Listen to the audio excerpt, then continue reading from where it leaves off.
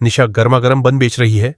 राहगीर, दुकानदार भाई, 2 बन और देना। निशा मुस्कुराते हुए, हाँ अभी लाई। निशा राहुल को देखती है जो लालच से बन को देख रहा है।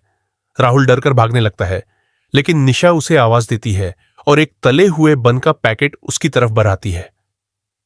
निशा, अरे सुनो, ये लो, तुम्हारे लिए। राहुल मन में डर और संकोच के साथ बन लेता है और कोने में जाकर पागलों की तरह खाने लगता है। तभी निशा उसके पास आती है। निशा, तुम इतने जवान हो, फिर तुम्हारी ये हालत कैसे हो गई? राहुल रोते हुए, मुंह में खाना भरे हुए, मैं गुआंगडोंग, शहर का नाम, से यहां बिजनेस करने आया था, पर सब कुछ बर्बाद हो गया। मेरा सारा पैसा और फोन भी चोरी हो गया। अब मेरे पास माता पिता के पास वापस जाने का भी मुंह नहीं बचा। मैं कई दिनों से भूखा था, इसलिए।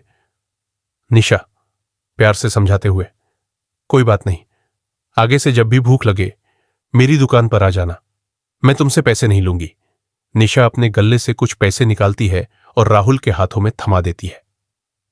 निशा, ये लो, कुछ पैसे रख लो। मेरी एक बात मानो, तुम एक मर्द हो, हिम्मत मत हारो। जब तक खुद के पैरों पर खड्डे डीडे होने की काबिलियत है, मेहनत करो। मेहनत की कमाई सबसे पक्की होती है। राहुल पैसे वापस करने की कोशिश करते हुए, नहीं नहीं, मैं ये पैसे नहीं ले सकता। आपने खाना खिलाया, वही बहुत है। निशा जबरदस्ती हाथ बंद करते हुए, रख लो। मुझे उम्मीद है कि तुम फिर से अपनी जिंदगी शुरू करोगे और समाज के लिए कुछ अच्छा करोगे। राहुल भावुक होकर, शुक्रिया दीदी। आपका नाम क्या है? मैं आपका यह एहसान कभी नहीं भूलूंगा और एक दिन इसे जरूर चुकाऊंगा। निशा मुस्कुराते हुए, एहसान चुकाने की कोई जरूरत नहीं है, तुम मुझे निशा बुला सकते हो। राहुल, ठीक है निशा दीदी, मेरा नाम राहुल है, मैं याद रखूंगा। भाग दो। वर्तमान 3 साल बाद। दृश्य, एक शानदार महंगी कार आकर रुकती है। राहुल अब सूट बूट में एक बड़ा बिजनेसमैन बन चुका है। वह उसी पुरानी जगह निशा को ढूंढने आता है, लेकिन दुकान पर निशा की जगह एक मोटी चाची खद्दी है। राहुल अदब से, नमस्ते चाची, क्या मुझे यहां की पुरानी मालकिन निशा जी के बारे में कुछ पता चल सकता है? क्या वो यहां है? दुकानदार चाची उदास होकर, निशा?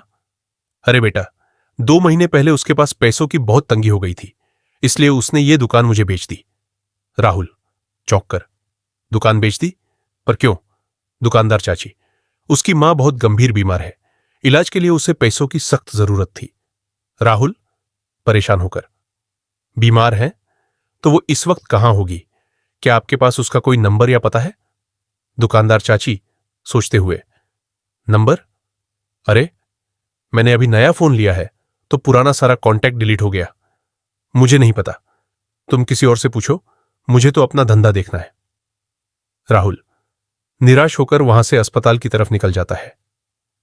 भाग 3। अस्पताल का दृश्य, राहुल अस्पताल के कॉरिडोर में निशा की आवाज सुनता है और रुक जाता है। निशा डॉक्टर के सामने हाथ जोड़ ढककर रो रही है। डॉक्टर, देखिए, अगर इनकी बीमारी का इलाज वक्त पर नहीं हुआ तो कैंसर की कोशिकाएं, कैंसर सेल्स पूरे शरीर में फैल जाएंगी, फिर इन्हें बचाना मुश्किल होगा। खुशकिस्मती से हमारे पास सही ब्लड ग्रुप भी मैच हो गया है।